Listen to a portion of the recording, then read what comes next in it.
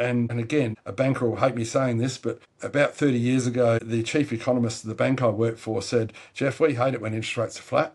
We like volatility because we make money when it's volatile. We don't pass on the cuts as quick as we have to. We pass them on immediately when they're raises or whatever. Just volatility and the way they can fund their book and do all that. And the same goes for grain prices with traders and shipping and all the components that go with what we do in ag, sending stuff around the world, because we're on a world stage now. And the markets we sell to, you start throwing in tariffs, it actually makes a bit of a mess.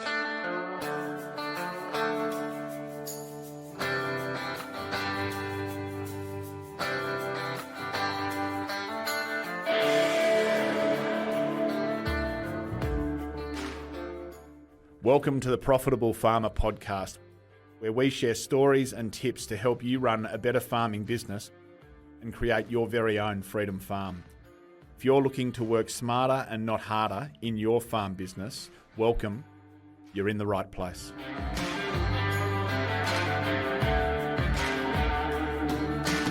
G'day everyone, welcome again to Profitable Farmer. As we launch into 2025, on the back of what's been a really challenging season for so many, it can be really difficult to know how to construct a meaningful budget, how to turn up to our suppliers, and how to make really strong predictions about this season and future seasons. It can be hard to dust ourselves off after a tough year and know how to reinvent, adapt, and go again. It gives me real pleasure, again, just to connect with Jeff McDonald, founder and director at RLS Agribusiness, to talk about the current reality that we see in the industry, the headwinds that are coming at us, and just to explore how we need to be turning up to our banks, turning up to our suppliers, and turning up to our business teams so that we're making really strong and proactive decisions in the lead up to our new season. As you know, I've had 3 or 4 conversations with Jeff on this podcast. He's an absolute authority. And what I love about Jeff when we connect is that it's always a very authentic conversation. It's not intended to be motivational. He speaks from the heart and he's direct, but my sense of Jeff is that he does that because he cares, and he does that because he does want people challenging their realities and asking better questions of their businesses, and he does that very well. So Jeff, wonderful to have you join us again on Profitable Farmer. Thank you for your time. Thanks for having me, Hutch. Yeah, great to be back. Interesting intro there, the old adage of good cop, bad cop, and a few things like that. I actually got some feedback from people in the farm owners community recently, and the feedback via a few other members were they love dealing with me because I'm brutal. And I nearly fell off my chair and I thought, gee, I'm not that tough, am I?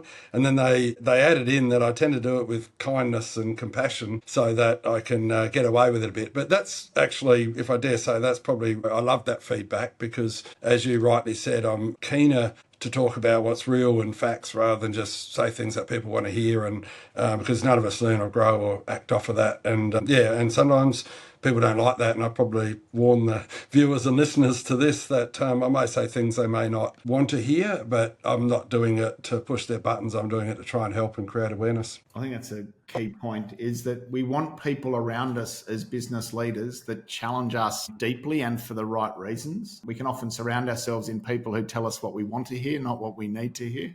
I've heard it said that the best friends that we have are those that expect more from us than we do. Yes. I feel like that's exactly how you turn up to your clients and the clients that we share, Jeff. Yeah, look, and to be totally vulnerable on this, I've got a number of clients that grow red wine grapes. And for many years, 20 to 30 years, I've been dealing with them.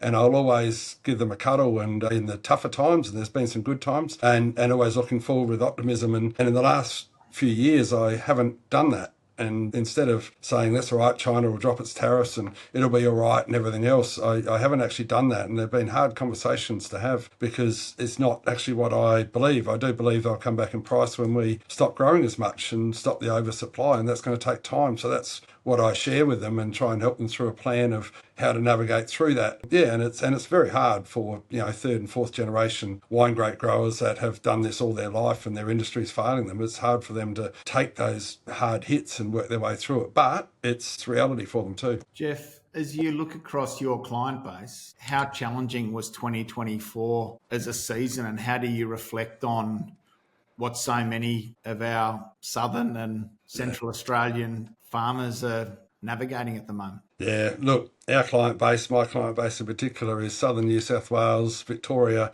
and South Australia. So you can imagine we're all in it together. And the simple truth is, I don't think there's one there of our existing and even new clients that haven't got a big hole in their budget. Talking deciles, decile 10s down to decile 1s, literally everyone's had a decile 1. When you line everything up, the inputs and commodity prices versus rainfall and frost, throw all them together, it's all been decile 1. So, and some of these, if I dare say this, some of my compassion lies with those in the stronger areas because they're not used to it. They're not as resilient, through the mid-north South Australia. Some of those areas are considered very safe. And, there's a couple of farmers that told me their grandfathers can't recall having a year as bad as 24. So when it comes to rainfall, and then whatever they had got peeled off as well. So throwing all that in the mix, it's been tough conversations for sure, and a lot of work, as you'd imagine. And that work's probably been those who started talking to us before they even got the header out, because they knew that they weren't going to be taking much off all the way through. And the last 2 months have been frenetic, trying to keep up because everyone needs attention. And we're working our way through it. Speaking to you this morning, Jeff, you've had some time to reflect on a recent trip round to see a lot of them. What is the overwhelming comment that you'd like to make to them, just as a word of encouragement? The simplest, and this is the encouragement, and especially, again, I talk about mid-north, down in the Wimmera and south of that, that's a pretty good area most years. And as some of them relayed to me, they're too busy trying not to get too wet most years, and to actually be able to manage through significant dry has been tough. But there's a simple summary, especially when we talk about their fear around banks, when they're entering into this, going back to the bank cap in hand, haven't kicked any goals, need some more money, etc., etc.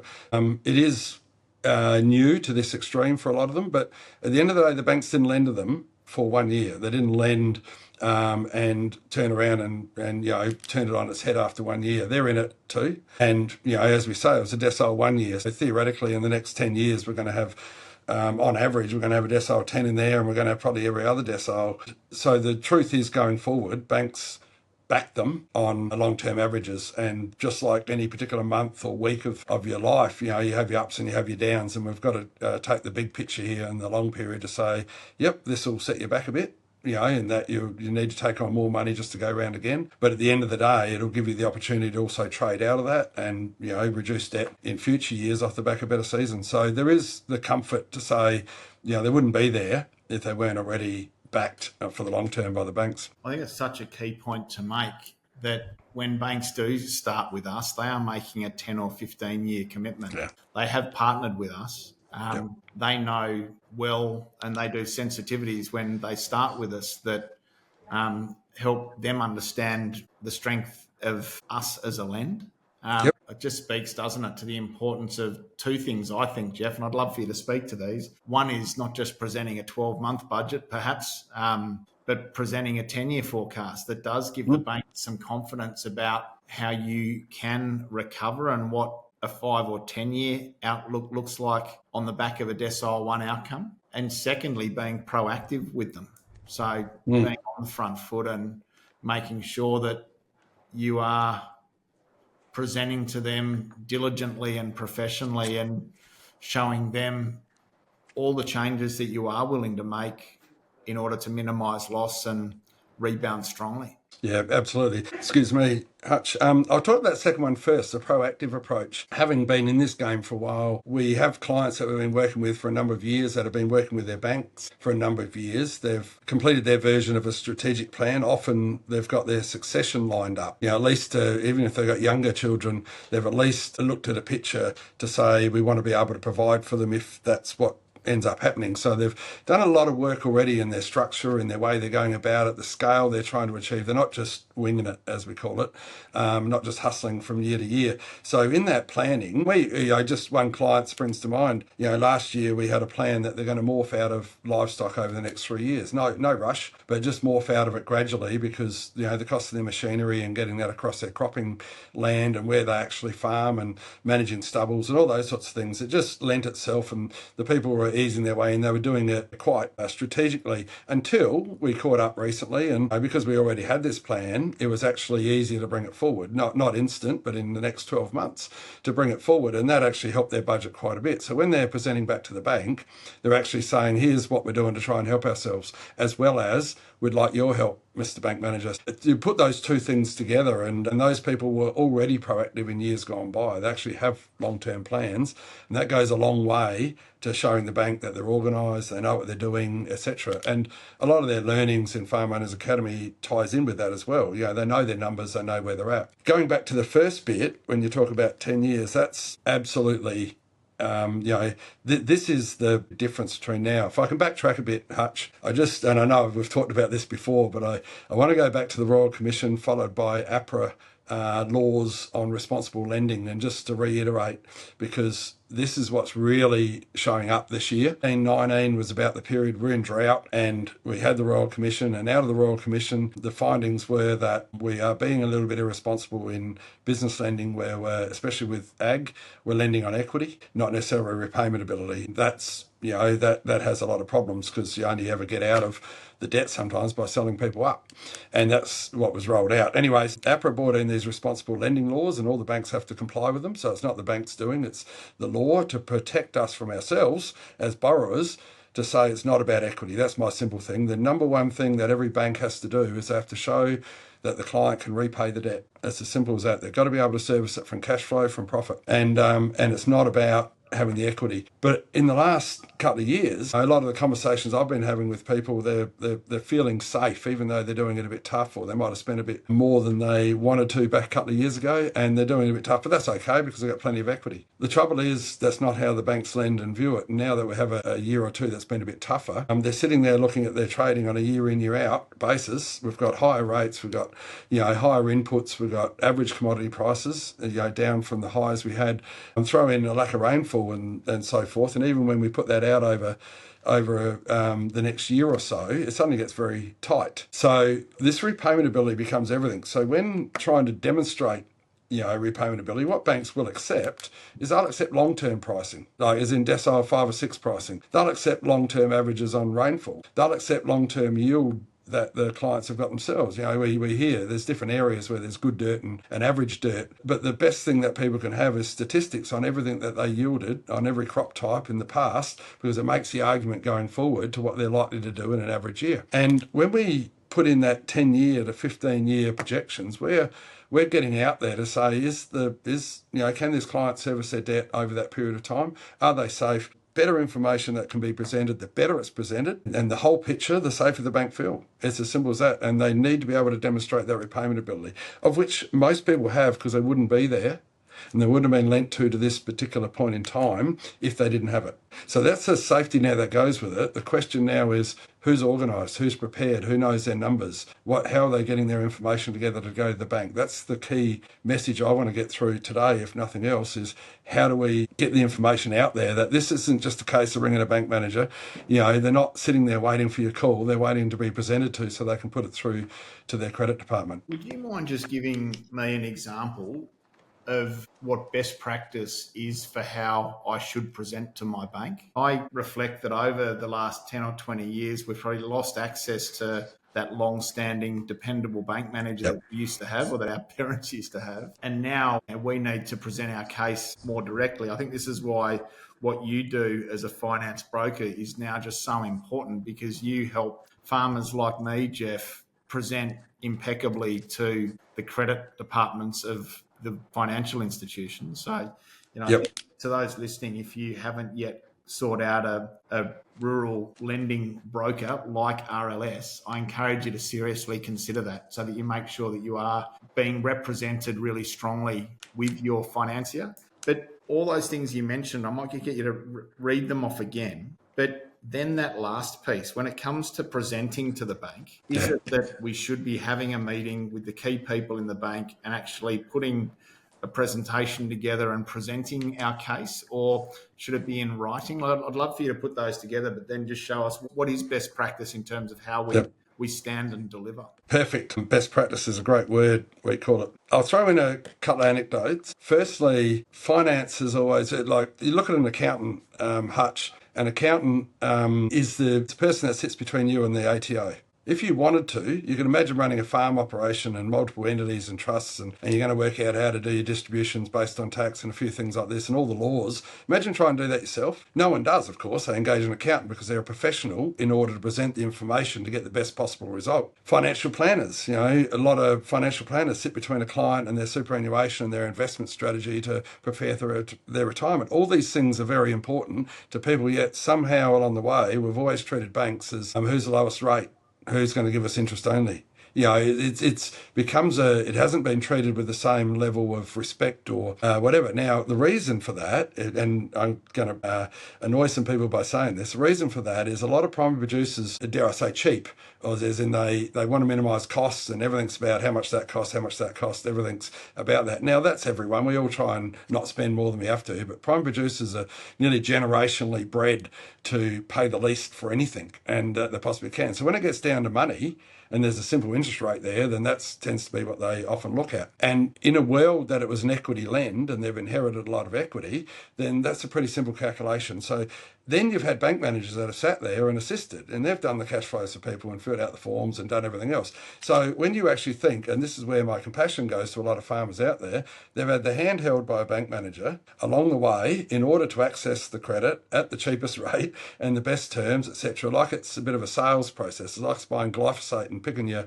supplier and just working out how much you pay, and like it's a commodity. And it's actually not. And the Royal Commission, followed by the APRA laws, have changed that quite significantly. It's actually not. And I would actually argue that you only do a tax return when you're running a business, and you're only running a business if you've got the finance to support the business. So when you actually work out what's important to you, that mortgage and that finance and that financial survival, we talk about the word sustainability. Well, you're only sustainable if you've got financial stability to start with. Everything else tees in after. So it's seriously important. It's getting more and more complex. The ability to navigate through these new laws with less and less bank managers available. But one other component there too, these bank managers aren't allowed to cross lines. They've been reined in too. So they're not allowed to do the cash flows anymore, for the people, and so on and so on. So a lot more onus is going in. And again, you can see that some of these farmers are feeling like they're sort of, the ship's sinking and they're got no life raft to jump into because all the people around them either can't help them or they're not there anymore, and the world's changed on them. And that's the truth. So to get back to the positive sides, how do you go about managing this? You've got to present. And obviously engaging a professional like a broker, that's even brokers. If I talk to brokers in general, back in the early days, 5 to 10 years ago, it was all about what commission can they earn and how can they whack your deal around. Churn was a word. How do we churn you out of one bank to the next? Those days are gone. Job of especially a specialised agri lender, broker, is to actually take responsibility and sit next to the customer and assist them to present to a bank, because the bank managers aren't allowed to sit there and help the clients anymore and do it for them. They've got to be really careful. They can't influence them, especially in tough times. They can't tell them to go and sell a back paddock or anything like that. They've got to be very, very careful. And whereas a specialised advisor and broker can actually sit there and work with them a lot more than what a bank manager can as the intermediary. And they take responsibility for how presented. So when it gets down to the presentation, this is where I'm going to just hit a bit of a checklist. A wise bank manager once said to me a number of years ago, he said, when you look in their collections division, if you want to call it that, the bad bank of their bank, the number one reason that a file is in there is divorce. And the number two reason is major issues with succession. And only then after that do we get down to, crop failure or, commodity type, or, what I mean, all of these things, because the banks can manage them. The banks can assess all those industry type conditions. If someone can't show that they can repay the debt, they're dealt with well before it just lands in there. What they can't manage is the emotions. They can't manage, when it gets to things like divorce or ugly succession, people emotions. So one of the things that people skip over a lot is making your bank feel safe that the business structure is safe under those emotions, that there is discussions at least being had around succession. There is a bit of planning being done there. And that ties back into the planning that gets done around the business itself. Is someone pushing the boundaries at the moment because they scaled up significantly in the last 5 years with extra land because they've got kids they're catering for as part of the succession, and therefore for the next 10 years they're doing nothing apart from reducing debt? And it was all part of a plan. So if it was, then present that, because that gives a bank a lot of safety about where they're heading. They know they're not just flying by the seat of their pants. So that's a lot of the emotional stuff. The actual core information that gets back in there is, we actually call it a year in, year out budget, which is basically saying, at the end of the day, we can grab the next 12 months cash flow budget is affected by what didn't come in from the year just gone. It could be affected by, selling a large amount of sheep, which is abnormal. There could be a lot of effects in the next 12 months, which aren't normal, but it's normally the 12 months after that to what we turn around and say, what is on the current scale of operation and everything about this business, what is a year in, year out? And what is the yield? What in a grain growing, you keep it simple. What is the yield? Is it 2 tonne per hectare? Show us that that's your average for your area. Show us that you've done that before. What price are you using? At the moment, I'll just say between 320 and 330 per tonne for wheat is a budget number that most banks are accepting on a year in, year out basis. They're not aiming at 280. They're not aiming at 400. So that's what they're working on as what you call a decile 5 or 6. Grain price. Make the argument on what's a normal yield, what's this, what's that. You understand what I'm saying? And then underpin that in that budget to turn around and say, there's my future repayment. In that year in, year out, on a decile 5 or 6 year, my normal yields, normal rainfall, normal commodity price, normal cost of inputs. Have I got a surplus? Can I service my debt? Do I have a surplus? And if I do, is it enough to pay the debt to the bank's satisfaction? If it is, then you're approved on a year in, year out basis, not off of the year we just had. If it's not, then that's the beauty of having a broker or an advisor on board, is we need to go back to the drawing board. And we get this all the time, Hutch, where I shouldn't pick on this, but normally the older male of the family presents a budget to us and says, right, give this to the bank. And we look at it and it's got a $500,000 loss. And we say, what's going on? If we present this, you're going to be declined if this is your reality. Oh, no, I've been really conservative on the yields. I've only put it in at 1 tonne and I've said only wheat at 250. I've just been conservative. My answer is, why would you do that? What outcome are you looking for? Is that what you truly think? And the truth is, they just don't want to be accountable to a higher number in case it doesn't happen. And it's the psychological things. Getting all those emotions out of it. And we deal with optimists that'll roll in at budgets of 5 tonne per hectare and $500 a tonne for wheat. And we're trying to sort of manage them down a bit to say, well, the bank's not going to accept that. So what we're trying to do is take all that emotion out of it and the reasons people go high or go low and actually bring it in and say, what's real?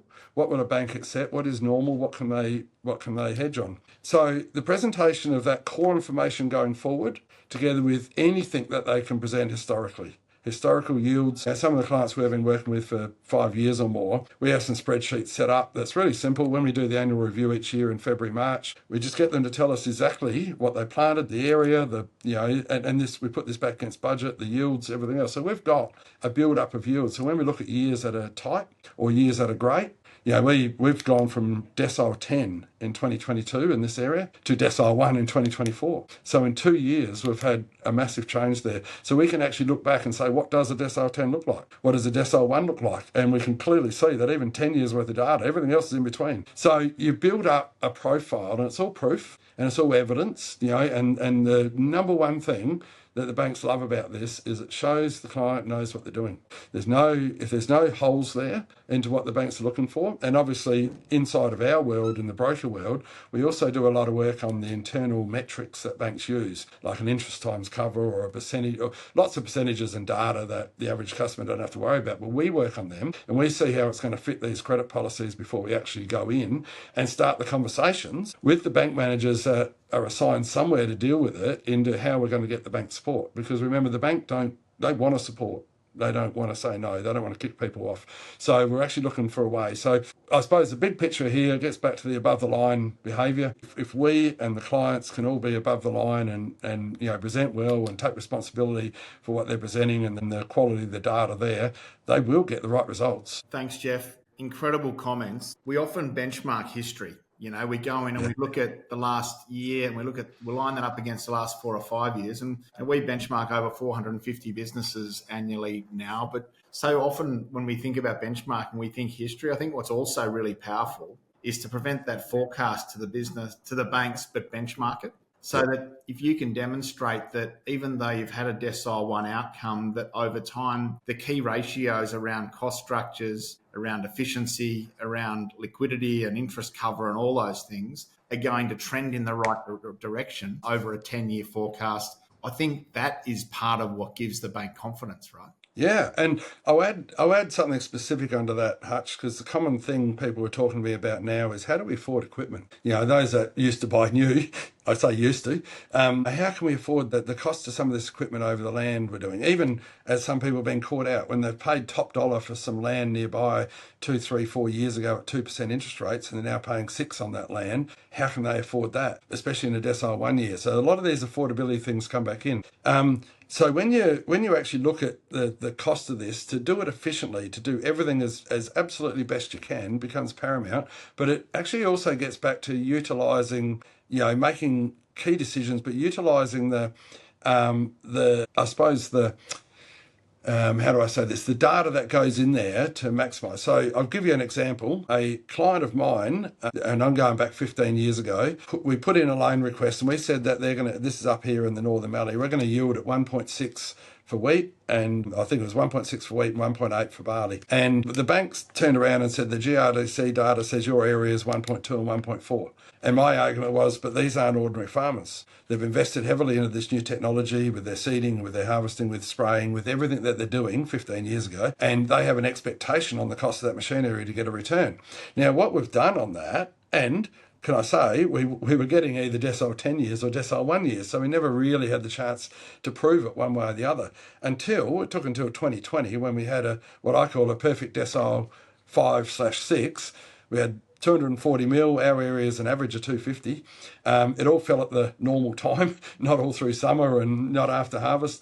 And so everything went what you would call normal, and they yielded 2.2 and 2. So we finally had the ability to show that the farming practices of today are actually kicking goals, and they will get higher returns. And so the acceptance now of these higher yields is translated. We wouldn't have been able to do that without the data. To reel out all those rainfall records and the data and everything else that we have, they're all available. It's just putting them together concisely and making the argument as to why what their decile 5 or 6 in the future looks like based on the cost of their equipment and how they're going about it. Jeff, what weighting, for want of a better term, are our banks putting on acumen of the farm owner? Yeah, massive.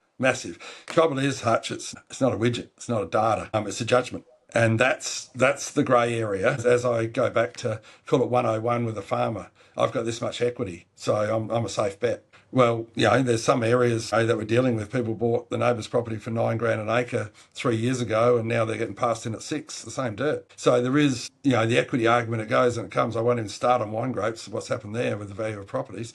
So it comes and it goes, and it's not, and the only way you can get your money back out of equity is to sell the dirt.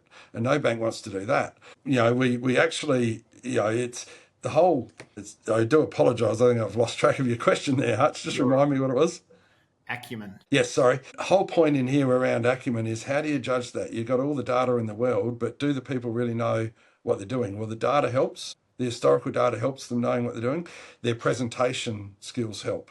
Banks recognise that not every farmer out there is a HR specialist, a work health safety specialist, a finance specialist, a machinery specialist. They're not all those things. And so the ones that line themselves up with those providers and that expertise in all those different areas and run a tight business, that's acumen. That's the way to show that you're up there, you're asking for help, you're getting advice, you're not trying to do it all like Grandpa did. You're actually stepping up into the business world. So acumen's huge. It's just a very hard thing to measure. Thank you. Great comments. What are the don't do's in terms of how we manage that relationship with the bank? And I might just throw a discussion point into this, if I could, Jeff. So many people just submit their tax return and let the bank do the work around how they went last year. I think you and I know that tax returns aren't a true measure of farm performance for a range of reasons. Often they don't have owner's wage, they don't have a correct reflection of depreciation or inventory. There's a whole range of reasons why your tax return might help you minimise tax with the tax office, but it's probably not the right document to be sending through to your financier. Would you mind speaking to that? And then are there one or two other similar mistakes that you see some farmers making? Yep. I'll tell you why banks ask for tax returns, because they're the only statutory documents that a bank can get on a farmer's business operation. So the banks trust them because they're lodged through the tax office under law. And so they trust that the accountants manage them under law. But like you said, it doesn't mean that the farmers carried over some expenses or brought forward some expenses or done other things to manage tax. So they are just for tax, but it's all the banks got their access until the client goes and presents for themselves. So that's why they ask for it, and it becomes a mandatory part of the ticking the box, a bit like ID, really, at the end of the day. It becomes mandatory. The truth is, tax returns are done on financial years, and most people run on calendar years or thereabouts with their cropping or even livestock operations. So we run through seasons. So you've always got, in any given financial year, you've got the previous year's harvest result against the following year's inputs. So if someone's changing the scale of their operation, they're ramping up, it looks a lot worse. They're ramping down, so on and so on. So that's very misleading. They literally don't tell a story. And as you said, you can't trust that everything's in them. Anyway, but aside from that, the biggest thing I say, they're historical, and they're generally at least 6 months to 18 months historical. So when, like right now, we're sitting in March 25, if we're looking at a set of 2024 financials, which are the 23-24 years, that's actually 23 years, the 23 crop that's showing there as the income, not the 24 crop. So it's actually misleading in a way that they need more information, so they need the gaps filled. So the people that just go and send in that as a bare minimum. Now, having said that, I'll just curtail one thing. APRA have set these laws onto banks as to how much work they've got to do to review files, and there are ranges. I'll get it wrong if I say, but let's say that above 3 mil or thereabouts, might even be 5 now, of debt, they have to do a full review, all information, full stop. Under that level, down to a certain level like a mil or half a mil, in that range there, they are allowed by law to only either review by exception, like people have run out of money or they're going over their limit or they missed payments or something, then that triggers a review. But if everything's going swimmingly and they don't need the bank, they can only review these every 3 years. And what they might do is just get a set of financials for compliance reasons. So there are cases where sending them in if everyone's totally under control, but they're in today's, right now, as we sit in March 25, that's pretty rare. Everyone's needing some sort of help. So when you talk about the gaps, this is where when we present to a bank, we don't actually put any reliance on the financials. We supply them tax returns, and it might show that in a good year, someone might have done some FMDs, farm managed deposits, which shows that they got them to draw back on. It might show all this. What we try and show is an annual cropping report. So what we would be doing is saying in the year of 2024, calendar year, we had a budget of this, and this is what it said we were hoping to do in a decile 5 year. What they actually did was this. And obviously, for a lot of our clients, that income is well down on what we anticipated, but it allows us to compare the expenses. We might have saved a bit on urea because we didn't chase the crop home. Someone might have saved a bit on freight because we didn't harvest as much. So obviously there's the ability, but we might have blown out living expenses. Sent the kid off to boarding school or done something like this at an extra expense that wasn't even budgeted for. So that's all information that's handy for the client to know, but also for the bank to know. So we do this, here's 24 year, then we turn around and say, here's the budget for 25 year, because going back to the tax returns, that's all days gone by. And often people were operating differently or have a different scale by the time they're actually heading into the following year anyway. So the reliance tax returns are really more a compliance thing than they are a demonstration of repayment ability. That's probably the key word I would say there. Thanks, Jeff. And are there any other mistakes we can make when turning up and presenting? Going alone without a broker might be another one. Yeah, look, that's getting professional help, if only this is how I try to say it with kindness, because there's people out there say, I don't need a professional, I know what I'm doing. I profess to know a lot about this, but I don't know everything about policy and with the banks. And every single file we pick up, we get a little bit surprised sometimes about the constant changing of policy and how they look at it and different ratios they apply. And we keep up as best we can, but it's very, very complex. So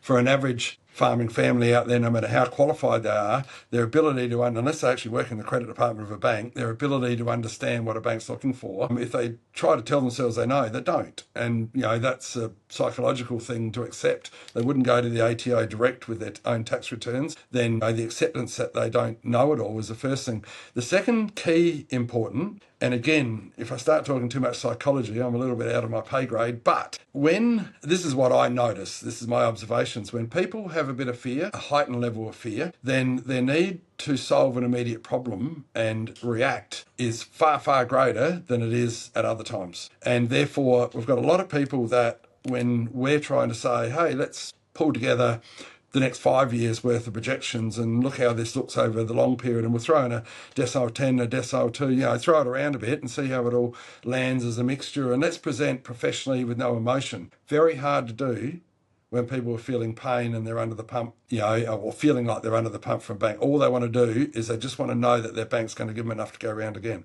And that's their whole objective. But the truth is, to get that, you've actually got to take the emotion out and you've got to project longer. So people who try and do it themselves, that's the trap they fall into. They're just desperate for an approval. And sometimes they don't even understand the terms that go with that approval because they just want a yes, so they haven't lost the family farm. You can understand the pressure that builds. Yeah.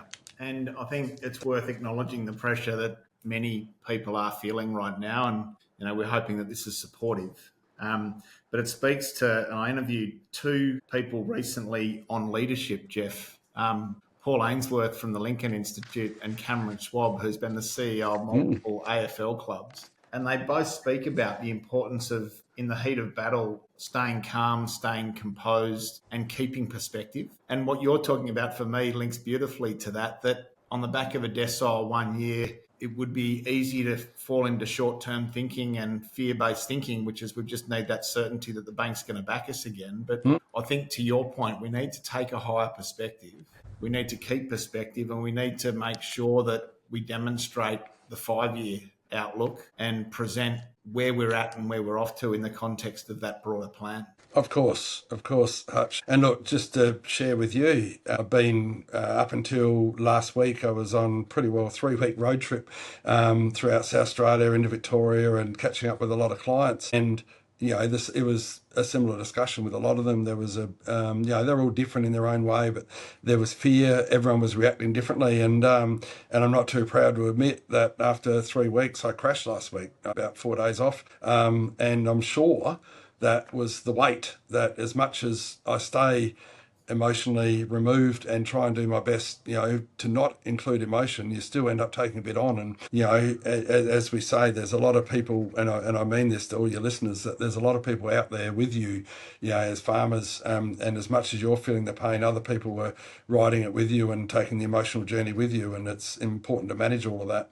The other part of that leadership part comes back to what I try my hardest to do, Hutch, as a person is, at the end of the day, I don't sugarcoating something and trying to say what people want to hear or being their friend, it doesn't actually help. At the end of the day, it's not leadership and it's not supportive long term.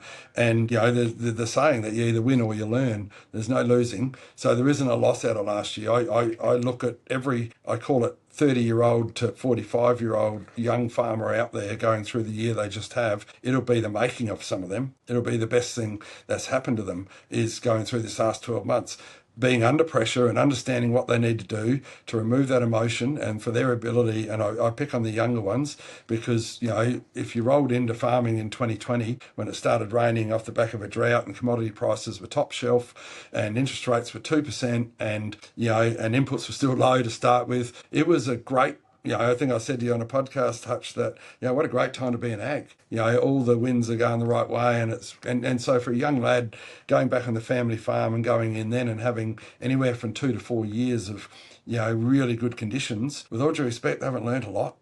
And can I say, off of the back of 24, they're probably learning more than ever. So sometimes the universe has a way to turn these things around and give you an equal dose, because if we turn around and say that was the best time to be an ag, by goodness, there's some headwinds at the moment, and we don't sugarcoat them. We're at, this is just a snapshot for me. Interest rates may be on the way down, a little bit of relief. How quick, how much, we'll see. But there's certainly at least a glimmer of hope there. Gee, all the urban people were calling up the cost of living and saying everything's costing us a lot more. Well, we're all people too, us farmers, and we're all paying more for insurance and power and all these other things and food, just like everyone else is in the city, and we're all paying that, but we're not necessarily getting any more for our commodity. And then you throw in a drought and a frost and the things that are out of our control. There's a lot of headwinds at the moment. So the ability to navigate through that, it needs leadership. People need, if they're too in it and too fearful and too emotionally attached, they need to bring in people around them to help. They need that non-emotional advice. If people are feeling the pressure significantly, whether it's the financial counsellors, rural counsellors, whether it's brokers, whether it's whoever, it's talk to professionals, talk to accountants, and try and find that leadership. Try and find people that will sit next to you and help guide you out of this, more so than tell you she'll be right and walk on. So that's probably my bit about leadership. I think there's a lot of professionals in ag, in a lot of areas that are playing a really big role at the moment and are assisting with this leadership, whilst a lot of their clients are battling. Agronomists, everyone, to have the, it's the old saying, you can be fearful now and you can back off. You can slow down the inputs just in case. You can, dare I say, you can go back to what Grandpa used to do, and just in case it doesn't rain, we better not put out any fertiliser. And that's an emotional reaction to sort of preserve. But at the same time, your agronomist and your banker and everyone needs to say, but hey, you need to be doing this the best you can. The best you can run this business. Is the worst thing you'll do now is off the back of a decile 1. If you have a decile 8 or something and you've backed everything off just in case it's another decile 1, you won't get the result off the back of your decile 8. So the ability to look at it as a business, and I keep telling myself, what would Go Farms, a corporate business in ag, what would they do? They're doing things on commodity prices, on mechanicals, on budgets, on numbers. There's no emotion. No one person sits in one of these corporates. All the, we talk about the investment in almonds from the US and Canada and places like that in Australia. They don't do things on how someone feels. And it's just a mechanical process, and it's analysing yields and prices and everything else. And the more that people can bring that in around them, the better off they'll be, the safer they'll be. Amazing comments, Jeff. Thank you. You touched on headwinds, and I wouldn't mind just looping back to those. I think you're right that there's been real optimism in the industry over the last few years, and we've enjoyed low interest rates, low inflation rates, strong commodity prices, and for most a run of above average seasons. Do you mind just moving through those with us again? I'm not asking for your crystal ball, but I remember when I sort of arrived back into the industry in my early 20s that there was talk then, and I landed in farm consulting and had my clients that we were budgeting and benchmarking and supporting through their planning and succession and those things. The focus was on how do we navigate declining terms of trade. And I don't think I've heard that term in the industry in this last decade, but I'm hearing it again now. My take is that inflation has increased and it probably will stay high for some time. I don't think we're going to see a correction there anytime soon. Interest rates, they might come back a little bit, but they're not going to come back a long way quickly. Commodity prices, for the most part, have softened a little bit, and the seasons will be the seasons. Could you just speak to your outlook for those headwinds? Because, I think leadership is also about making predictions and then building our business models and our business plans and our budgets around a strong set of predictions. So would it be okay if we just heard you just reflect on what's your outlook for the industry and for your clients over the next sort of 3 to 5 years and what headwinds they're facing? Yep. Yeah, absolutely. And of course, I'll throw the disclaimers in here, Hutch. I won't be accountable to any of them. General in nature, is that how we say it? I think you're right. I won't, again, my economics degree is very casual, and the School of Hard Knocks, it's not a piece of paper and it's not a document. But economically, we've been morphing this way for many years in Australia towards a circular economy, I call it. We're less reliant on primary production and GDP, as I call it, which is growing something, making something, mining something, manufacturing, construction, all of these, they were the backbone of our economy back in the 50s, 60s, 70s, because we did things. And then when we started selling that to the world, starting in the 80s onwards, when we started deregulating, and it brought wealth and it brought growth. And we had some really key times, the 80s, and then again in the 2000s before the GFC, like over the top, nearly obese. And so as we've grown into a country of wealth and done all this brings in, we all set higher expectations on what we do. So what happens is now we've morphed morphed into this scenario now where the country needs 8% immigration in order to fuel 8% jobs growth, in order to fuel 8% more GST and more taxes. And so we're into this scenario now where I know my good mate Dwayne Duxton calls them ghost jobs. We're just seem to be creating a lot of jobs as a country inside of a lot of departments, government departments and others, in order to fuel the insatiable need we have for wages to afford health and police and education and all these things. So we become this circular economy, and it's less reliant now on GDP as in ag. So we're not riding, the country's not riding on us like it used to, and that's one thing to point out. So when you touch on the things you said, where's inflation going? Well, it's there, and it's going to, we can't be aiming for what you might call COVID lows of 1% and 2% because they're not real. They haven't been there. The old saying is 3 to 4% was the average inflation, average CPI for many years. We ramp up to 7 and everyone screams from the rafters. And I turn around and say, yep, we've had a high because we had a low. We were down to 1 and 2 in COVID. So 1 to 7, we've actually had the average over the last few years. So if we roll back at 3 to 4% CPI, that's normal. Rates, we're actually right now, we're at long-term 10 or 20-year averages. We're not low. We went very low in COVID times, which helped boost the land values because people could buy a farm and have someone lease it and pay the loan for them, borrow 100% and still pay the loan for it. That's not healthy. That's property prices in the city went through the roof off the back of that as well. That's not a healthy economy. We're not paying anything for depositor money. Even the banks are borrowing heavily to fund their borrowings rather than rely on depositors. No one's saving because there's no incentives in the rates. So where we're sitting at the moment, as the economists are saying, 0.5 to 1% over the next 18 months, that might be it. So then we're still sitting at long-term slightly below average. So we can't look at rates and say that's the saviour. Insurance, I hit on insurance, just going up and up and up, whether it's life insurance, crop insurance, hail insurance. We look at the cyclone in Brisbane in this last week. We turn around and say the insurance premiums will keep going up. They're not going to go down. And power is another one. Power is just the escalation of power costs. And we all have power costs as farmers as well as households. We all run a household for a start, and then we have extra. Throw in fuel and whatever. But the big one here right at the moment, of course, is tariffs. What impact to that? Again, the optimist versus the pessimist. The couple of views there is that if tariffs start getting thrown around, whether by the US on others on them, it really disrupts the market. And again, a banker will hate me saying this, but about 30 years ago, the chief economist of the bank I worked for said, Jeff, we hate it when interest rates are flat. We like volatility because we make money when it's volatile. We don't pass on the cuts as quick as we have to. We pass them on immediately when they're raises or whatever. Just volatility and the way they can fund their book and do all that. And the same goes for grain prices with traders and shipping and all the components that go with what we do in ag, sending stuff around the world, because we're on a world stage now, and the markets we sell to, you start throwing in tariffs, it actually makes a bit of a mess. And we can have some wins. There can be times when our commodity price is inflated for a short time or whatever it is that we're growing or producing, meat, livestock, anything, based on who's cut who out and who's not affordable. But it quickly, as we find out with other tariffs and with China, it quickly spreads where if Canada and Mexico get cut out of the US with certain products, they're going to be looking into our markets to sell them. And the US aren't going to turn around and necessarily pay a lot more for ours overnight.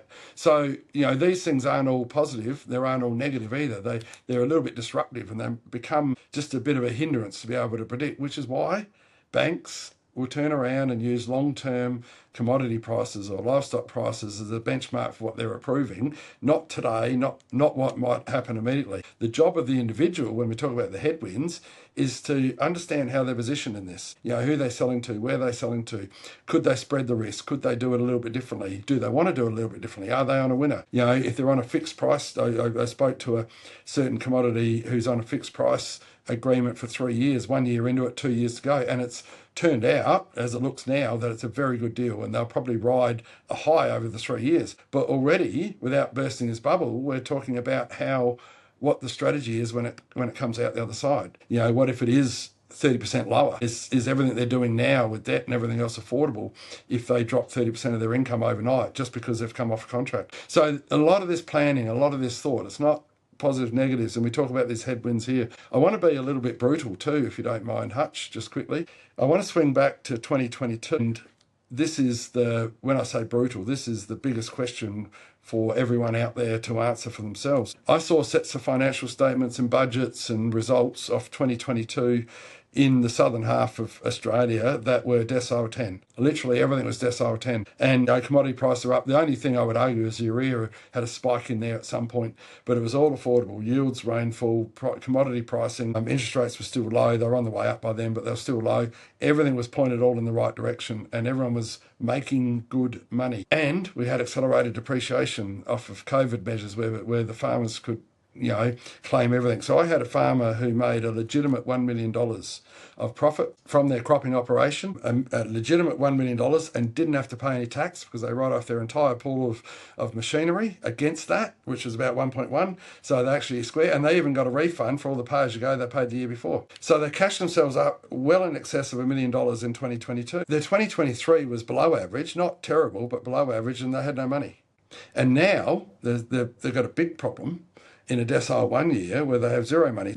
The lecture, I suppose, sounds like a bit of a lecture, but it's brutal awareness. It's not what you do in a decile 1 year like now. It's actually what you did 2 years ago in a decile 10, or what you might do in 2 years' time if you have another decile 10. It's, as all farmers know, especially with these volatility of weather, the highs and the lows and the management of cash is seriously important. And to give you some examples, if you want to talk about what did people do, a lot of fixed improvements on property in that case. A lot of, we're always going to fix the shearing shed, so spend, 100 grand to do some repairs on the shearing shed out of cash. Okay, no worries, the money was there. We'll buy some more machinery and we'll pay cash for it. Cash. And so as we go forward in the next couple of years, cash is king. People get caught up on tax and profit. That's all. Cash is your survival. If you haven't got cash, you're not there. So when a bank wants to judge acumen, business acumen, and the ability for someone on how they're running their business, some of that will be focused back on how did they manage cash and what decisions did they make in the better years. And unfortunately, and we'll say this, as some of our clients didn't do a very good job of preserving that cash, or arguably reduce debt to draw back on, do FMDs even, which is a tax management that they could draw back on now and help themselves.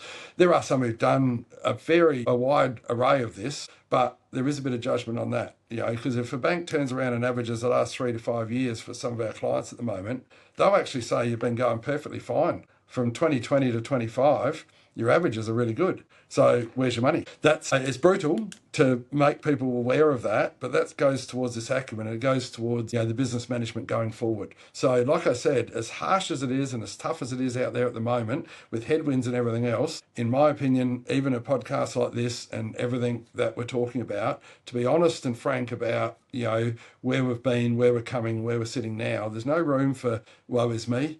It's actually about saying the leadership bit and turn around and say, what are we doing?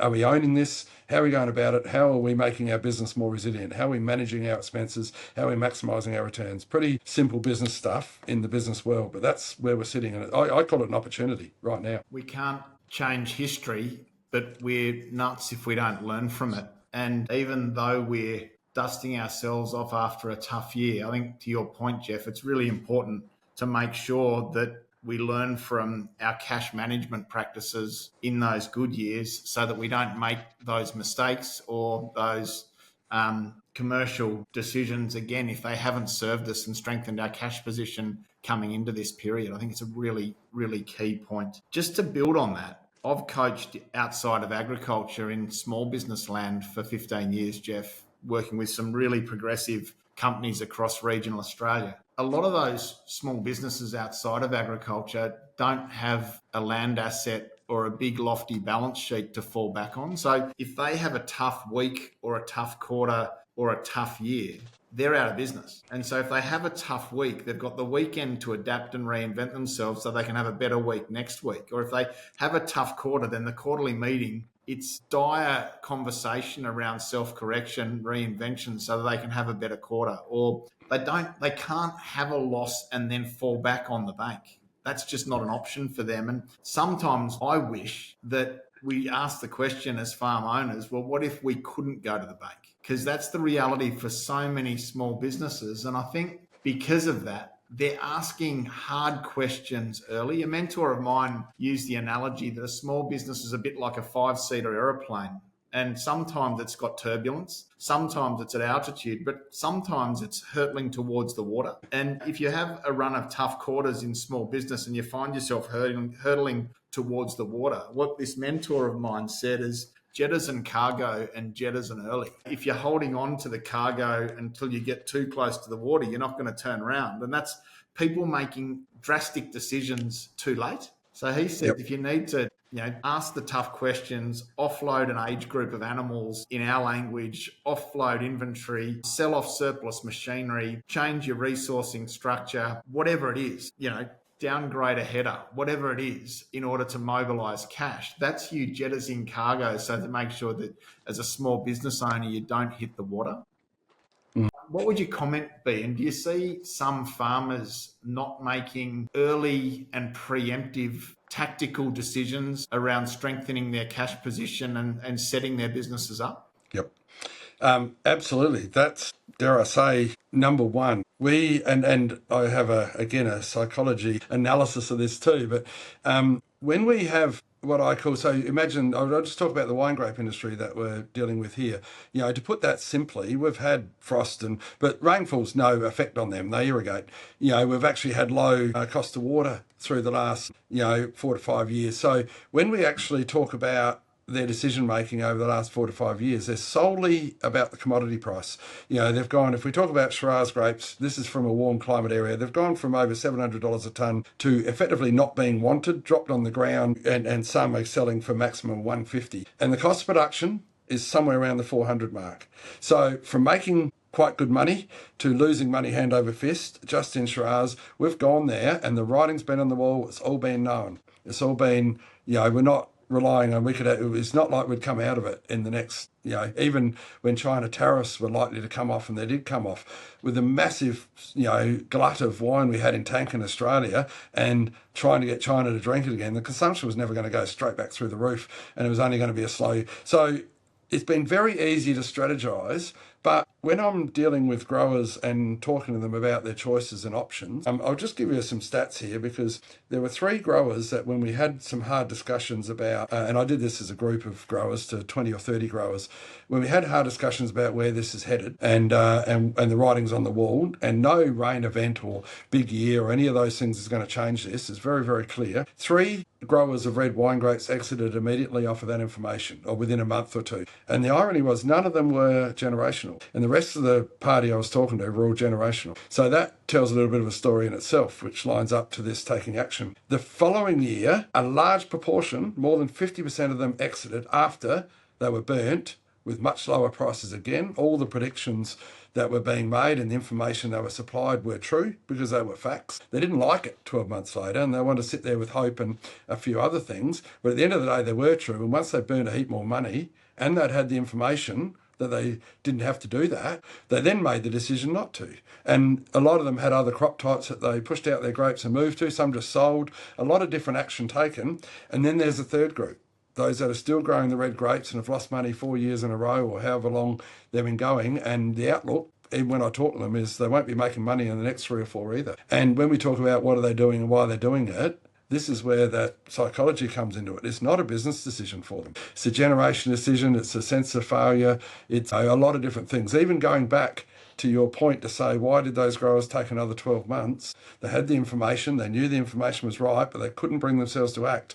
And I just bring it back to this resilience. Farmers in Australia are probably the most resilient breed that you'll find anywhere in the world of anything. I shouldn't talk on some of the war-torn countries, but farmers in Australia are that resilient, it's not funny. And it gets them through the tough times, and their fathers and their grandfathers, and the generational aspects have all done it as well. And it's been bred into them. I've got it bred into me. No ability to fail, just, work twice as hard, whatever it is. And that translates through these generations. And that's where what I call the problem is that when there's decisions to be made, and we've had these discussions, this is, again, farm owners training, above the line. My simple question, right, let's talk about facts, let's talk about where we think it sits. We talk, and then there's just one question. What are you doing about it? Here's all the information. What are you doing about it? And when I ask that question, I sometimes have to ask it 5 times. And a couple of these grape growers that are still growing red grapes today, despite having these conversations year on year, when I say, what are you doing about it? Their answer, because I won't let them off without hearing it, their answer is, nothing, I'm just sitting here and hoping it gets better.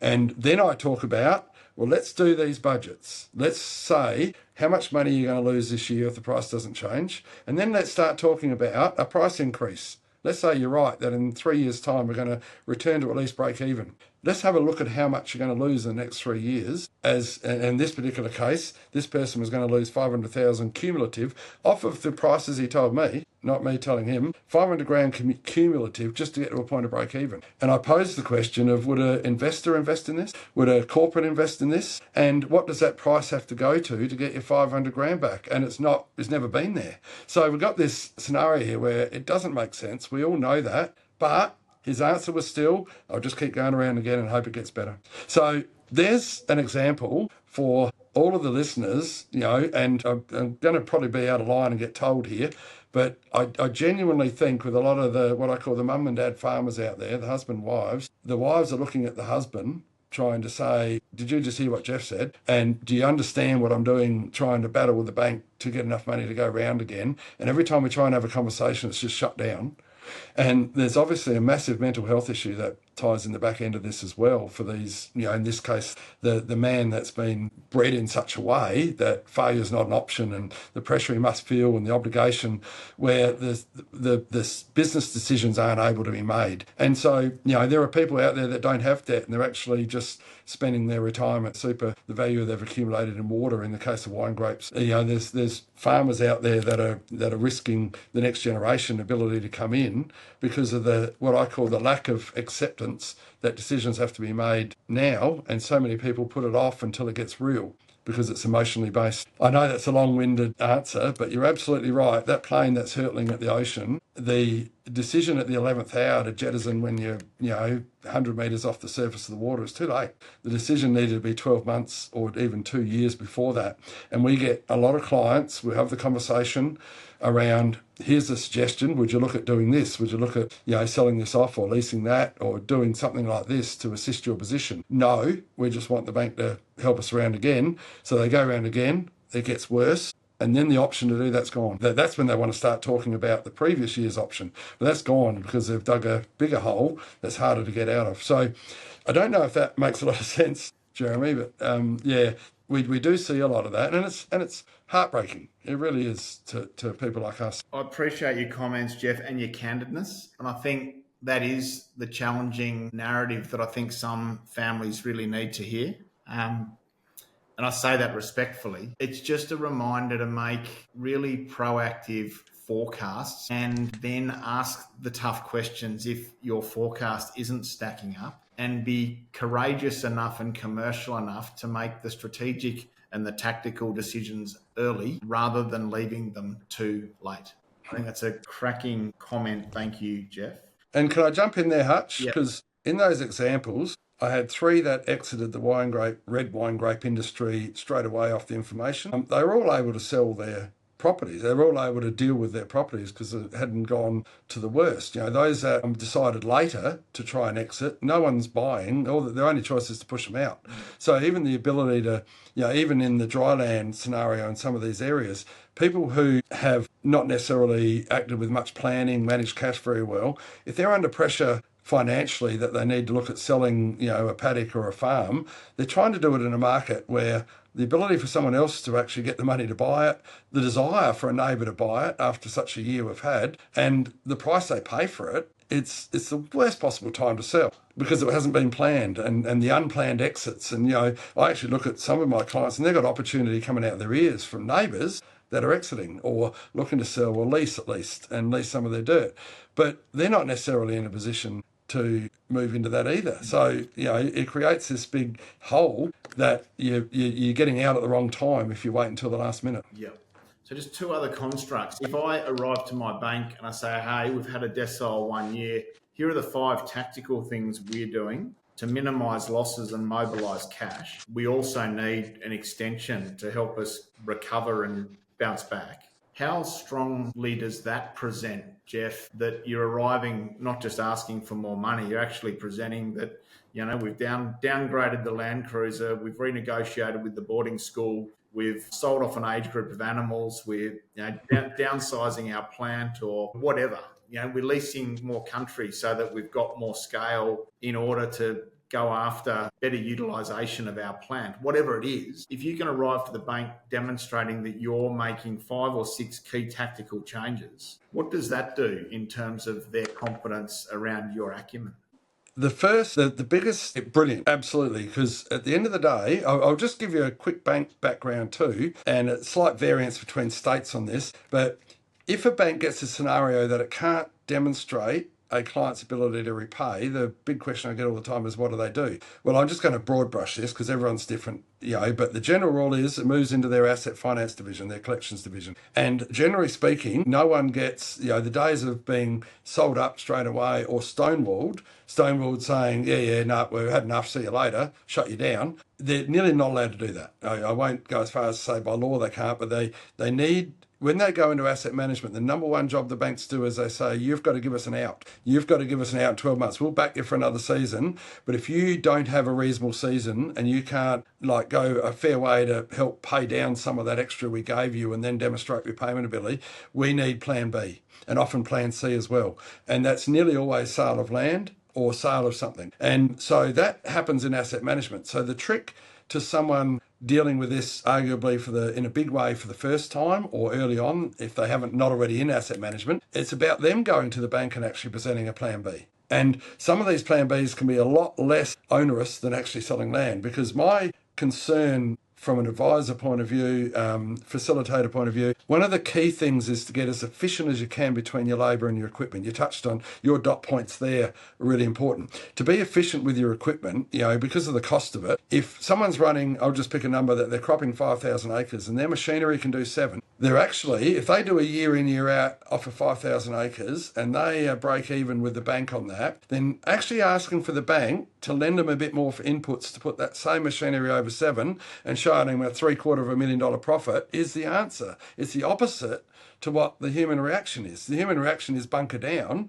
and wind it back a bit. Yeah. But that's a natural reaction, conservative approach, emotional. Whereas a business world, it's actually to say, no, let's be efficient. Now, in a perfect world, they're already efficient. And those that are already strategically planned that they're going to get from 5 to 7 in the next couple of years, it nearly becomes imperative they get there as soon as possible. So number one is to be as efficient as they can on their equipment. Number two is their labour. Again, tying the labour. Now, sometimes that's not as easy. I do with some families where they've got kids and relations that are tied in with the business. So we talk about the mouths to feed. Some people start their year when they've got 4 to 6 mouths to feed, full stop. So their scale needs to be at a size that caters for that. And a lot of our lifestyle farmers, this is big in the Riverland up here with irrigation, but also we're seeing a few get squeezed out now. They're small farm operations. They love it from a lifestyle point of view. They're working a bit off farm. They can't borrow money. They're not viable. They're not actually, they've got too many mouths to feed and it's not actually a viable business and they're getting squeezed out, which is sad, but it is the world we're going to. The corner store can't compete with Woolies anymore, so there aren't any corner stores, the milk bars. So, this is natural evolution as to how we go. And they haven't got succession because it's never been profitable anyway. It's been a lifestyle. So all of that is what it is. And a year like this just brings forward a little bit of pain for them, but they were going to exit anyway at some point. So we talk about other planning. I touched on before, someone who was looking to scale differently with livestock or their operations. They can bring something forward that helps their cash flow. Anything at all. I shouldn't start on tax, but people that have been quite tax focused in the past about what they've done, did they really need some of these? Even arguably off that 22 year, again, I'm probably thinking of a client here and there who have made some, what you might call investment decisions. Rather than preserve the cash, they've gone and locked it into something like a share of a commercial property for future rent.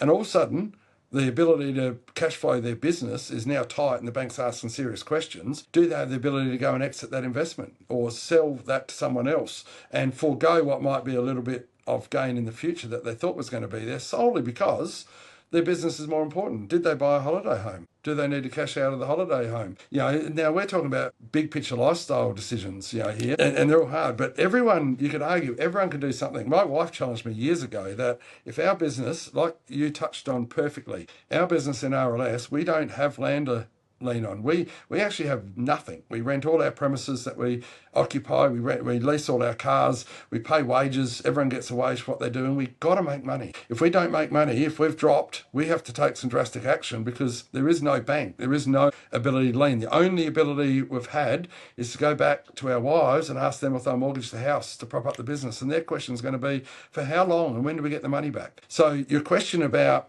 farmers that traditionally rely on this equity, we're in these headwinds at the moment where equity's going backwards to what they thought it might have been a year or two ago. And so there's not as much there. What is the purpose of building equity anyway? What does it actually achieve unless you plan to sell it?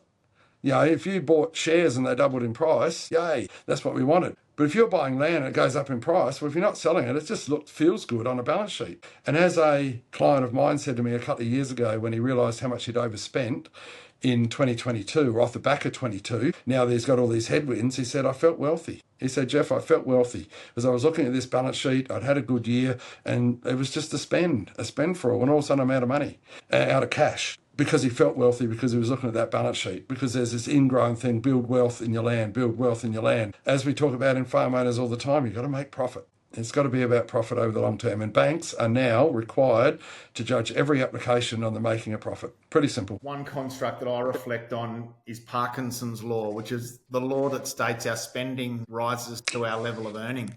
And yet we see people in the city that get a pay upgrade in their careers, and they go and upgrade their house and upgrade their car and upgrade their boat. And, all of a sudden they're not making any more than they were before their pay upgrade. And I think we're touching on this here, aren't we, Jeff? That I think to make the decisions early and the brutal and tactical decisions that, we need to check in on our spending and check in on some of those constructs and make decisions early. We talk about, don't we, the business model, the three circles that we've got to get spinning: a business model, scale, and gearing.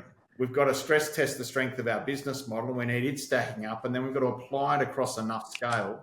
So to your point, that maybe attack is your best defence to recover, and maybe it is that you go and find that extra block to contract farm, farm or lease, so that you can be efficient with your plant. And then it is about engaging the likes of Jeff and his team to make sure that your gearing and your bank structures are as they need to be. Jeff, a final comment from you? Just want to tap into both of those things you said revolve heavily around emotions. So the ability for someone to actually look at it like a business and actually say, hey, if we tacked on another 1,000 acres, we're actually better off. Can we get the money for that? To understand that a bank actually wants to hear that, ahead of let's do nothing and lose money, is trying to get around the emotions of the people. The other thing, the Parkinson's, whilst you rightly say, apart from the exception when someone's rolling into retirement and reviewing their living and whatever, you tell me anyone who actually chooses to reduce their standard of living, because I've never seen it in my life. As long as they're earning the wages that they previously earned and or more, then every time they step up a standard of living, people don't self-sacrifice. They don't choose. I still remember the day I got Foxtel put on at home because Australia were touring India and there was no TV coverage for the first time in years. And I wasn't having it. My wife badgered me for a year beforehand to get it and I ignored her. But the minute there was no cricket on, I got it. And so when she challenged me back in 18-19, she said, if we don't make any money in RLS, what are you going to give up? You're going to give up Foxtel? And I went through everything, my lawn that I love, all these personal things, all of these standard of living things. No. I wasn't giving up anything. She said, well, it's got to be something. Would you downgrade your car? And I said, I'd probably do that before I cut off Foxtel. The point we turn around and say, if anyone's really, truly challenged themselves to actually choose to wind back their standard of living, it's a very difficult thing to do. Acknowledged, 100%, it's a very difficult thing to do. When you're operating as a mum and dad farmer where you're making decisions on emotion, that's what happens. You get older, you increase your standard of living off the back of good years along the way. To actually choose to do that, it's near impossible. To actually apply a business construct, a business decision-making process to your business and potentially pay yourself a wage and learn to live inside that wage like everyone else does, that's actually good business practice inside a farming business, in my opinion. But people don't choose to do that when they have the ability to live off 300,000 or 400,000 a year in the good years, and that becomes the standard that they apply going forward. Yeah, I hope that just ties into what you said, and it reinforces the best practice going forward is to try and separate the emotions and make business decisions. And that's what banks are looking for. Thank you, Jeff. I just think if we set our standards of living on the back of above, the purple patch that we've been on, decile 10. If we come into a period of headwinds like we've described, maybe that standard of living is unsustainable.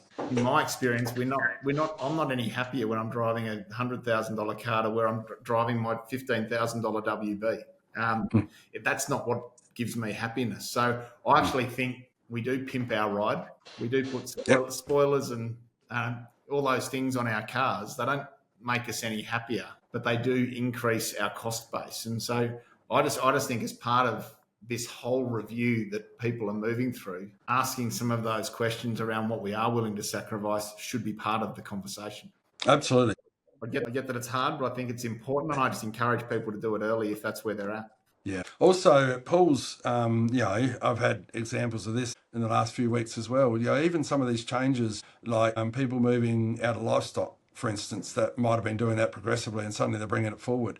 To ask the question, this bloke won't be identified, but I asked the question about, this is probably generations of breeding stock of, genetics in here. And although the decision was made, commercially, I suppose, business like to say it doesn't serve us in our budget because of our machinery needs and everything else. So we're going to wind back out over 3 years. All of a sudden, this is brought to a head and it's going to happen in 12 months. And I asked genuinely where this sits, and he got emotional, because it is letting go of generations of genetic breeding stock, and this is, even you go back to some of the industries like a photo shop, Kodak shop, producing photos, or a video store, Blockbuster. There are people who got out of them because they jettisoned early, and there's people that hang on till the end. And so the truth is, whatever it is, it's always hard, whether it's cutting back, at the point now to cut back some lifestyle decisions, to get through whatever you're doing to help yourself. It is hard, but it's not a bed of roses out there either. That's the truth. Yep.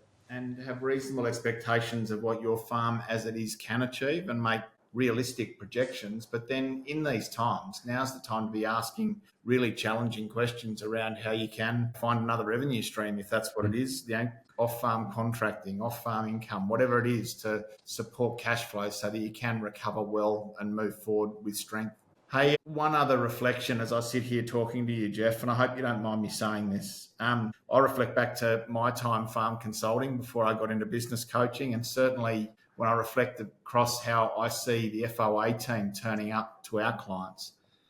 There are lots of consultants and advisors and agronomists like Jeff that are listening to this podcast that care so deeply and so passionately, like Jeff, for the success of their clients. Often the focus of this narrative and this podcast is on supporting farmers to be profitable, successful, scalable. I just want to shout out to you, Jeff, to the agronomists, the advisors, the livestock specialists, the livestock agents, the marketers that are dedicated so deeply to supporting their clients. Jeff went on a tour to his clients over the last few weeks and came home, as he mentioned, fatigued and then fell sick. And I think that is a function of the stress that he feels for the level of dedication he has toward his clients. And so to all of you out there who are supporting farming families, I just want you to know that your dedication is appreciated. And to the farmers listening, make sure you reach out to your advisors and make sure that they're okay for the stress and the pressure that they take on in their support to you. Jeff, I hope you don't mind me saying that. But I just want to thank you for the level of over and above and beyond dedication and support that you and your team extend to your clients, and just the depth of expertise and the depth of energy that you put into supporting them as best you can. Yeah, look, thanks, Hutch. I really appreciate that. And can I say, I do see it with other advisors as well. And there are a lot of my clients are well aware that we don't just act for them, we spread ourselves, and the stories are similar elsewhere. So there is the awareness there, but you're right, and I just got to manage my emotions here. But the ability to, it's easy for me to put on a front and say my best. I do this, nearly like a mantra, to say my best work is to be non-emotional, is to not go to the pity party, not go to the, I hear you. Yes, I've got to hear them, but I've got to also be there to be independent, and that's how I'm going to do my best work. But it doesn't mean you don't hear it and you don't feel it. And, I was on a run there for a while between about 10 clients. I think 7 of them, there was emotion spilled over in those meetings, by the people, through the discussions we're having. So it's deeply emotional. So while and this goes for a lot of other advisors, while you're separating yourself from that to do your best work, you're still exposed to it and you're still with it. So, like you said, a shout out to all the advisors out there, but also going back to a lot of farmers feel they're alone, and they're not. And even within banks, no matter how cruel and hard that some people think their bank can be, they're actually having to operate under laws, and they genuinely want to try and help where they can. So the ability, everything we talked about, they're trying to get people to present as well as they can so they can actually help them. So we're all in it for the right reason. But thank you for acknowledging and recognising that, Hutch. It's appreciated. Look after yourself, Jeff. Thank you. And to anyone who's yet to reach out to a rural finance broker to support them in how they proactively turn up to their financing partners and banks, we recommend RLS and Jeff's team highly. But I encourage you to look at that as a tactic to having the right people around you to move forward with strength. Jeff, always wonderful to connect, mate. Thank you so much for your candid commentary and your straight talk. I think it's what so many of us need to hear. Thanks, Hutch. Love being part of the FOA family. Thanks for having me. Take care, mate. Thank you. So, Lulai, Georgia, we'll pause there. Jeff and I are just going to have a bit of a debrief, and then I'll do a close. So we'll cut this next few minutes out, and I'll let you know when we move to a close. Jeff, thanks, mate. No worries. That was all right. That covered what you wanted. Cracking. I'm going to actually do 2 45-minute episodes. Okay. Yep. We'll make a little mini series out of that, because I think there's a 45-minute mark. I was watching the clock. We sort of transitioned to headwinds about then. Yes. So yep. we can split it up. And so I'll do an intro to both episodes and a close to both episodes. And that way people can kind of enjoy that in 2 podcasts. Yep.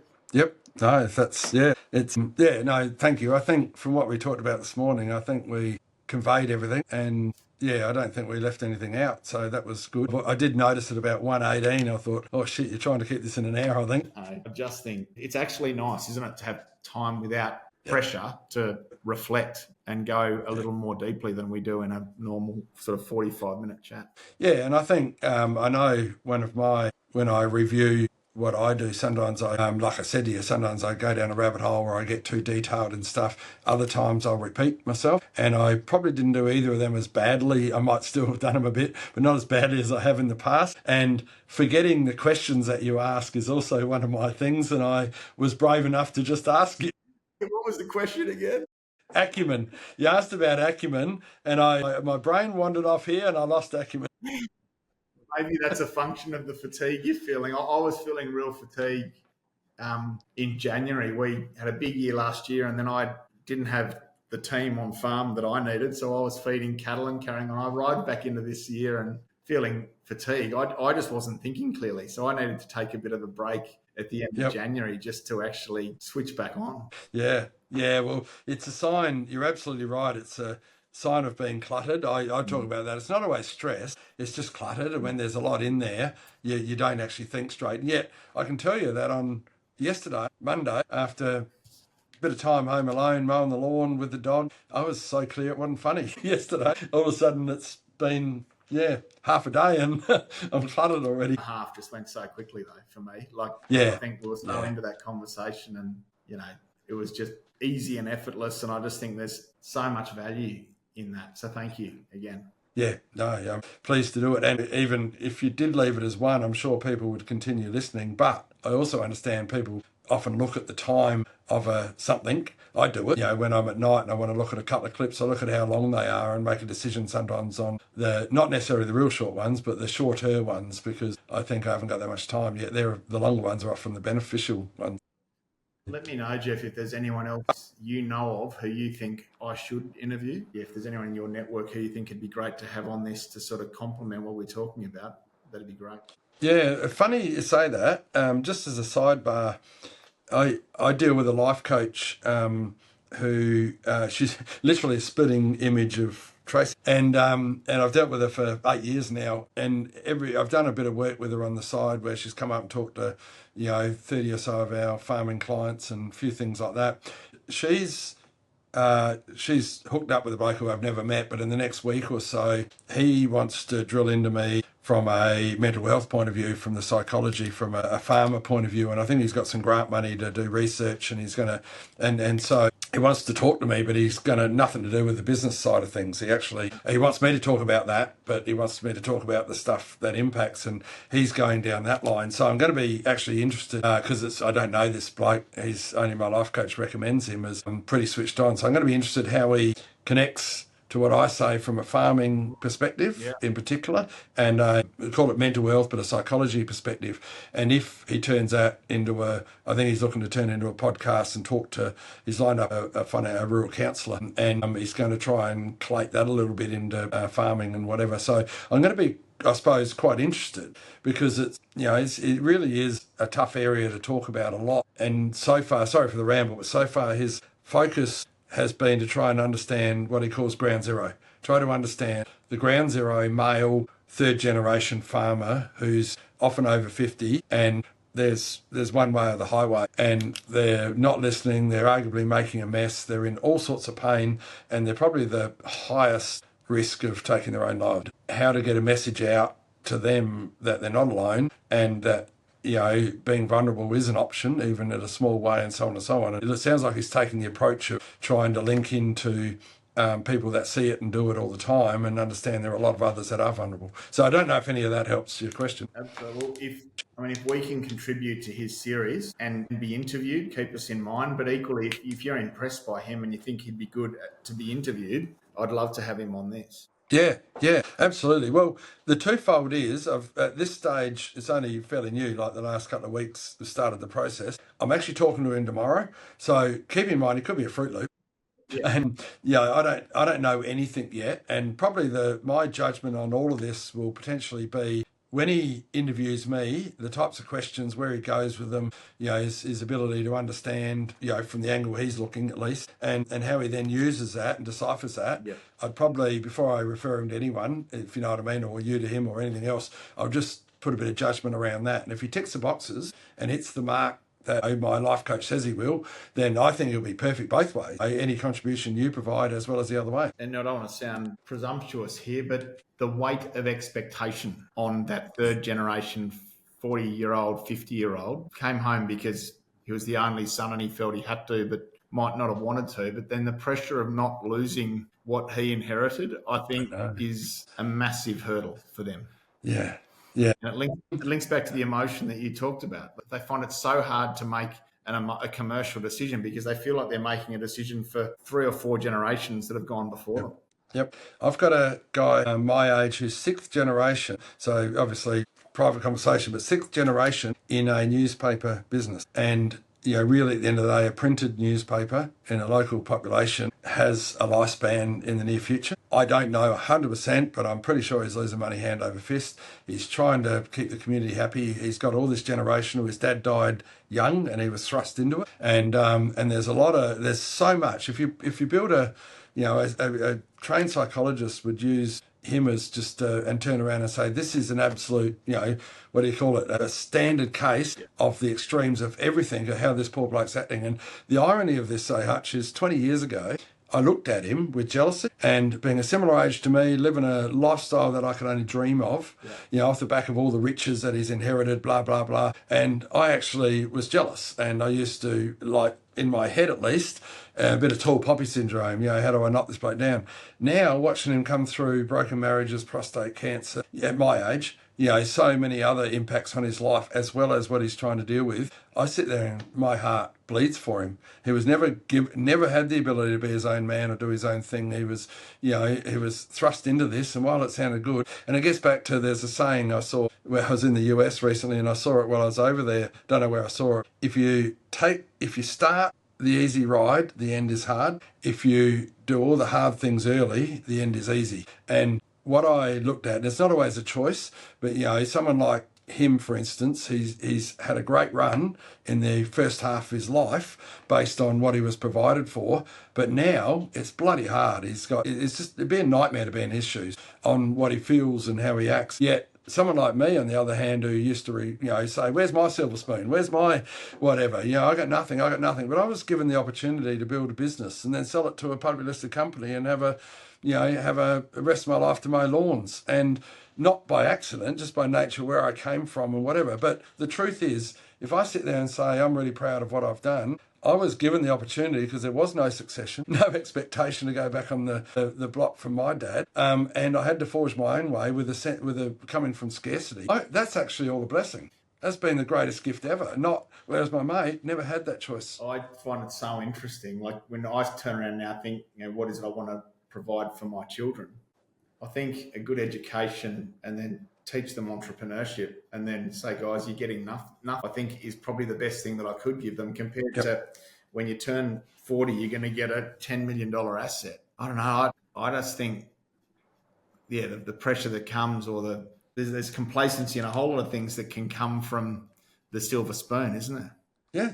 My eldest is year 3 of uni psychology, of all things. Her HECS debt's getting up there, and she's talking about how long she's going to have to work to pay it off, and I'm going, yeah, absolutely. And your driver to earn off the back of your education is absolutely there, and there's absolutely not a hint, even though obviously I could pay it off tomorrow, there's not a hint that I'm not paying that off in a fit, because it's the principle that goes in behind. And just because you can, should you? And, admittedly at 20, she's getting the age where she's, able to make, this is like you talk about with your kids and the learnings and everything, the decisions they make and how they go about it with little or no expectations on inheritance or anything from you is actually the biggest part, because that's what's built them as humans, which goes back to your parenting and what you have provided, education, opportunity. At the end of the day, provide that. It doesn't have to be money. It doesn't, their learnings along the way is what sets them in good stead. Yep. Interesting. Well, I look forward to hearing how that goes, Jeff.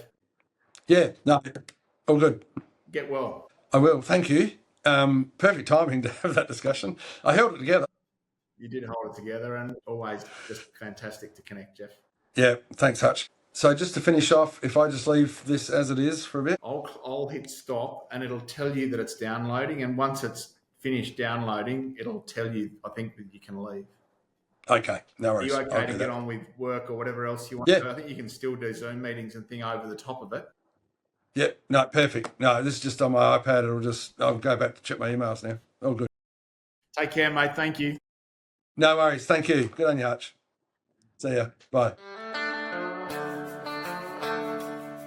There you have it, folks. Always fantastic to catch up with Jeff. Thank you again for your straight talk and your frankness and your challenging narrative, Jeff.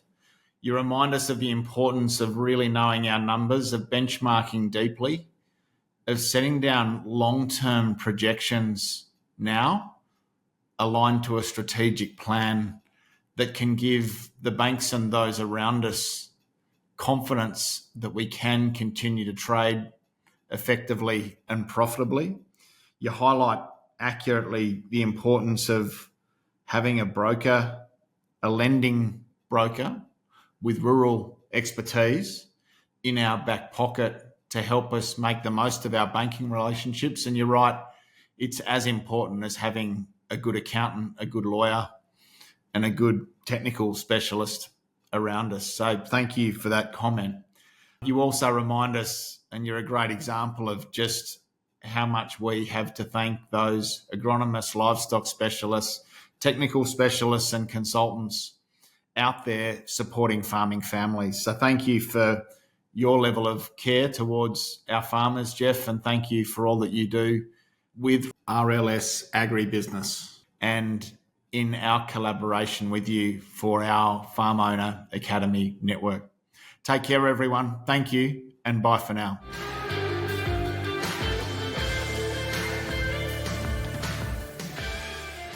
Thanks for listening to another episode of the Profitable Farmer podcast by Farm Owners Academy.